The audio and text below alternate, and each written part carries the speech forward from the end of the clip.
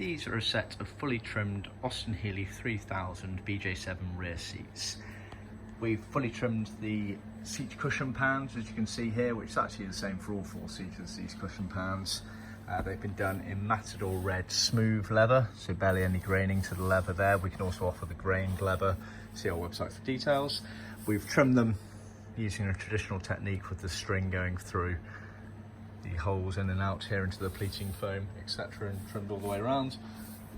And then the backrest here, which for the BJ7 was effectively a flat plywood panel with a lip around the edge.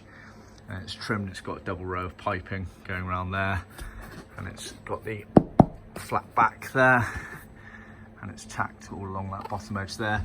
You'll see there's a bit of a recess here. That's the way it's trimmed. Effectively, when it goes into the car, the carpet butts up to that section there. It's worth noting that these have been done in full leather, meaning there is no vinyl elements to them. Originally they were leather faced when they left the factory, meaning that you had majority leather, i.e. the bits that kind of touch your body as you were sat in them, and then the backs and surrounds and retainers would be vinyl. But this customer here has asked us for full leather, which we can offer. See our website for more details.